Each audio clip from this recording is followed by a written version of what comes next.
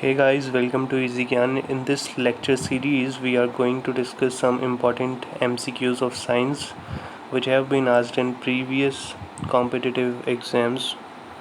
So let's start this class. So first question says, which of the following cell organelle is responsible for the storage, modification and packaging of product in vesicles? So basically ये कह रहा है कि कौन सी cell organelle है जिसका काम है स्टोरेज, मॉडिफिकेशन और पैकेजिंग का। तो भैया इसका जो राइट आंसर है वो होगा गोल्जी अपैरेटस। ठीक है, अब देखिए यहाँ पे इससे रिलेटेड और जो इम्पोर्टेंट चीज़ आपको पता होनी चाहिए कि अगर आपसे पूछ लिया जाए कि सुसाइडल बैग ऑफ सेल किसे कहा जाता है, सुसाइडल बैग ऑफ सेल किसे कहा जाता है, तो आंसर क्या होगा? लाइसोसोम। इसी के साथ साथ कभी कभी सुसाइडल बैग ना बोल करके ये पूछ लेता है डाइजेस्टिव बैग ऑफ सेल। तो डाइजेस्टिव बैग बोले या सुसाइडल बैग बोले, ये लाइसोसोम इसका आंसर होगा। इसी के साथ साथ ये भी देख लो कि अगर पूछ लिया जाए कि पावर हाउस ऑफ सेल बोला जाए तो उसका आंसर होगा माइटोकॉन्ड्रिया। ठीक है। अच्छा, प्लास्टिड जो यहाँ पे दिया है ये प्लांट्स में होता है और इसकी वजह से वेरियस कलर प्लांट में दिखते हैं। नेक्स्ट क्वेश्चन पे चलते हैं। तो ये कुछ हमारे सोशल मीडिया प्लेटफॉर्म्स हैं जहाँ पर आप हमें फॉलो कर सकते हैं, इंस्टाग्राम, फेसबुक और यूट्यूब। अगला क्वेश्चन कहता है, इसका तो आंसर पहले ही दिख चुका है, which blood group is universal receiver. तो यूनिवर्सल रिसीवर कौन से ब्लड ग्रुप को कहा जाता है, तो आंसर तो आप लोग देख ही चुके हैं, AB पॉजिटिव। यहीं पे आपसे पूछ लिया जाए कि यूनिवर्सल रिसीवर तो चलो ठीक है, अगर यूनिवर्सल डोनर आपसे पूछ लिया जाए कि बताइए कौन सा ब्लड ग्रुप यूनिवर्सल डोनर है, तो उसका आंसर क्या होगा? उसका आंसर होगा O नेगेटिव। तो ये दोनों ही क्वेश्चन काफ़ी बार कॉम्पिटिटिव एग्जाम्स में पूछे गए हैं, तो इन्हें दोनों ही क्वेश्चंस को ध्यान रखिए। इसके अलावा ब्लड ग्रुप से एक और क्वेश्चन जो ख़ास तौर पर देखने को मिलता है वो ये मिलता है कि ब्लड ग्रुप को डिस्कवर किसने किया, तो इसका आंसर होगा लैंडस्टेनर। क्या आंसर होगा इसका? होगा लैंडस्टेनर। तो ये क्वेश्चन भी काफ़ी बार एग्ज़ाम्स में देखने को मिला है, तो इसका आंसर याद रखिए। अगले क्वेश्चन पर चलते हैं। Plasma membrane in eukaryotic cell is made up of. तो ये कह रहा है कि यूकैरियोटिक सेल में प्लाज्मा मेम्ब्रेन किस चीज़ की बनी होती है, तो इसका आंसर सिंपल है, फॉस्फोलिपिड। इसकी वजह से क्या होता है कि मॉलिक्यूल्स का जो मोशन है फ्रॉम आउटसाइड टू इनसाइड और इनसाइड टू आउटसाइड ये पॉसिबल हो पाता है। तो सिंपली इसका आंसर याद रखिए, फॉस्फोलिपिड इसका आंसर हो जाएगा। अगले क्वेश्चन पर चलते हैं। Tetra ethyl lead TEL is, तो ये पूछ रहा है TEL जिसको कि टेट्रा इथाइल लेड बोला जाता है, ये इनमें से क्या है, तो इसका राइट आंसर हो जाएगा एक एंटी नॉक कंपाउंड है ये। तो असल में एंटी नॉक कंपाउंड्स होते क्या हैं, तो ये ऑयल में कुछ एडिटिव्स मिलाए जाते हैं जिसकी वजह से क्या होता है कि इंजन का एक तरीके से कह सकते हैं फ्रिक्शन को रिड्यूस करने के लिए इन्हें इस्तेमाल किया जाता है। तो ऐसा नहीं है कि खाली TEL टेट्राइथाइल लेड ही एकमात्र एंटी नॉक कंपाउंड हो, ऐसे और भी कंपाउंड्स हैं जैसे जिनके नाम मैं यहाँ पे दिखा देता हूँ आपको। चलिए अभी फ़िलहाल के लिए इसी को याद रखिए कि टेट्राइथाइल लेड अगर पूछ लिया जाए तो ये एक एंटी नॉक कंपाउंड है। इसके बाद अगला क्वेश्चन है कि pineapple is a dash plant. तो पाइनएप्पल इनमें से कौन सा प्लांट है, तो ध्यान रखिए पाइनएप्पल इनमें से ज़ेरोफाइट है। अब ज़ेरोफाइट क्या होते हैं, तो ये ऐसी जगह पर होने वाले पेड़ हैं या प्लांट हैं जहाँ पर क्या होता है कि एटमॉस्फेरिक कंडीशन जो है वो काफ़ी ड्राई होती है, जैसे डेजर्ट्स में। तो ध्यान रखिए इस चीज़ को, पाइनएप्पल एक ज़ेरोफाइट है। ये हिग्रोफाइट में ऐसा एक लिलीज़ आता है, ठीक है, ये वहाँ पर होते हैं जहाँ पे हिग्रो मतलब क्या होता है, आपने सुना भी होगा एक हिग्रोमीटर होता है। तो आप कमेंट बॉक्स में बताएंगे कि हिग्रोमीटर किस चीज़ के लिए यूज़ किया जाता है। चलिए कमेंट बॉक्स में तो क्या बताएंगे, हिग्रोमीटर जो है ये ह्यूमिडिटी को मेज़र करने के लिए यूज़ किया जाता है, ह्यूमिडिटी को।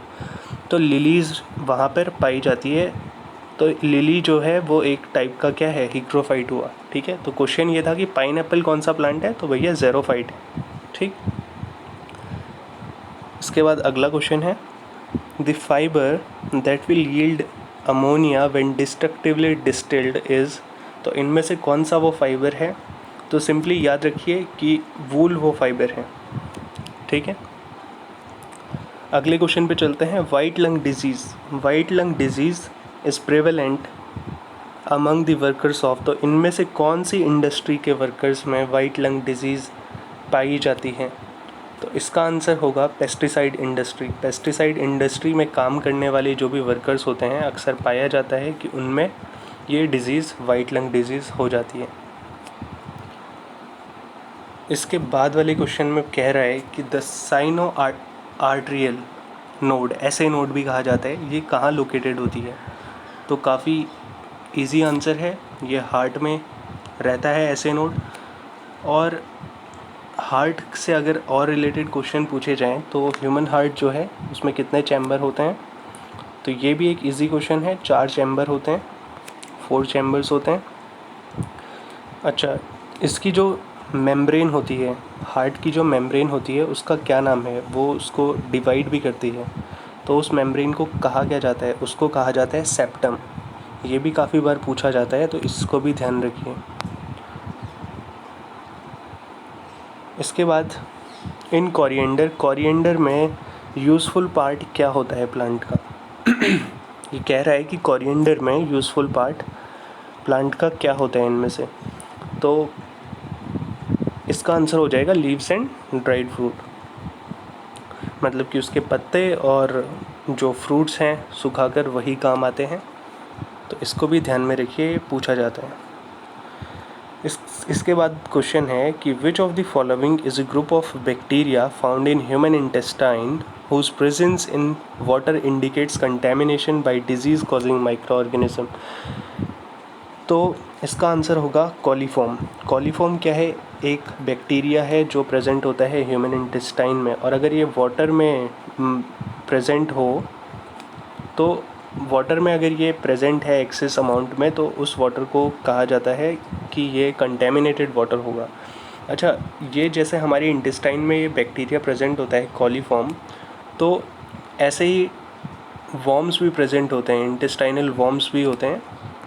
तो आपको बताना है, आप ये कमेंट बॉक्स में बताएंगे कि डीवॉर्मिंग डे कब मनाया जाता है। बेसिकली इन इंटेस्टाइनल वॉर्म्स को मारने के लिए गोलियां खिलाई जाती है, जो कि अक्सर देखा होगा आपने कि बच्चे खाते भी हैं उन गोलियों को। तो साल में असल में 2 दिन ये मनाया जाता है, 2 महीने में 2 अलग अलग दिन में मनाया जाता है। तो आप बताएंगे कमेंट बॉक्स में कि नेशनल डीवॉर्मिंग डे कब मनाया जाता है। इसके बाद अगला क्वेश्चन है, विच of the following is responsible for the extra strength of Pyrex glass. तो पायरेक्स ग्लास की एक्स्ट्रा स्ट्रेंथ के लिए इनमें से क्या यूज़ होता है, तो सिंपली आंसर को याद रखिए कि बोरेक्स का इसमें इस्तेमाल किया जाता है। अच्छा, यहीं से एक और सवाल और पूछा जाता है कि रबड़ को स्ट्रॉन्ग बनाने के लिए उसमें क्या मिलाया जाता है, तो उसका आंसर याद रखिए कि उसमें सल्फ़र मिलाया जाता है, जिसको वल्कनाइजेशन ऑफ रबड़ भी इस प्रोसेस को कहा जाता है। तो रबड़ के केस में सल्फ़र याद रखिए और पायरेक्स ग्लास के केस में बोरेक्स याद रखिए। अगले क्वेश्चन में कहता है कि how many parathyroid glands are present on the back side of the thyroid in humans. तो हमारी जो थायरॉइड ग्लैंड होती है गले में, उसके पीछे पैराथायरॉइड ग्लैंड होती है, ये सभी को पता है, लेकिन क्वेश्चन में पूछा गया है कि कितनी पैराथायरॉइड ग्लैंड्स जो हैं वो प्रेजेंट होती है। तो ध्यान रखिए 4 पैराथायरॉइड ग्लैंड्स प्रेजेंट होती है। अगले क्वेश्चन में कहता है the infective stage of malaria is. तो असल में मलेरिया की अलग अलग स्टेजेस होती है, इन्फेक्टिव स्टेज यहाँ पर पूछा हुआ है, तो वो हो जाएगा स्पोरोजोइट। स्पोरोजोइट स्टेज जो है मलेरिया की, वो इन्फेक्टिव स्टेज है, यहाँ पर ये हमारे लंग्स पर अटैक कर चुका होता है। इसके बाद क्वेश्चन है 14th, flagella are the thick hair structures which act as organelle of locomotion in which of the following organism. तो ये यहाँ पे कुछ ऑर्गेनिज्म दिए हैं और हमें बताना है कि फ्लैजिला नाम का एक हेयर स्ट्रक्चर जो है, हेयर लाइक स्ट्रक्चर, वो किस में प्रेजेंट होता है। इसकी वजह से ये जो ऑर्गेनिज्म होगा इसकी मूवमेंट हो पाती है। तो ध्यान रखिए, फ्लैजिला रिलेटेड है बैक्टीरिया से, इसी की वजह से बैक्टीरिया मूव कर पाता है। ये क्वेश्चन भी पूछा गया है एग्ज़ाम में। जितने भी क्वेश्चन मैं आपको ये करा रहा हूँ ये किसी ना किसी एग्ज़ाम में पूछे गए हैं और मैंने वही क्वेश्चन चुने हैं जो आपको नहीं पता होंगे। इनमें से आधे से ज़्यादा शायद आपने देखे भी ना हो। तो आप कमेंट बॉक्स में ज़रूर लिखिए कि कितने आपने अटेम्प्ट किए और आपके मार्क्स कितने बने। सेल और tissue death within a living body is called as. Cell की जब डेथ हो जाती है या सेल एक्सपायर हो जाता है तो इस प्रोसेस को क्या कहा जाता है। तो ये तो आपने सुना होगा, खैर इसको कहा जाता है नेक्रोसिस। इसको भी ध्यान रखिए, ये भी इम्पॉर्टेंट क्वेश्चन है, पूछा जाता है। द बुक जेनेरा प्लेंटेरियम बुक किसने लिखी है। तो अक्सर ऐसे बुक से भी क्वेश्चन आ जाते हैं। जेनेरा प्लेंटेरियम लिखी है लिनियस ने, कार्लस लिनियस ने लिखी हुई है ये बुक जेनेरा प्लेंटेरियम। तो इसी के साथ इस वीडियो को ख़त्म करते हैं। कमेंट बॉक्स में ज़रूर अपनी राय दीजिए कि आपको ये सीरीज़ कैसी लगी, और आने वाली ऐसी ही सीरीज़ इसमें और भी होंगी जिसमें हम साइंस और ज्योग्राफी और अलग अलग सब्जेक्ट्स को कवर करेंगे। तो उम्मीद है आपको पसंद आया होगा। चैनल को सब्सक्राइब कीजिए, लाइक कीजिए और शेयर कीजिए अपने दोस्तों के साथ।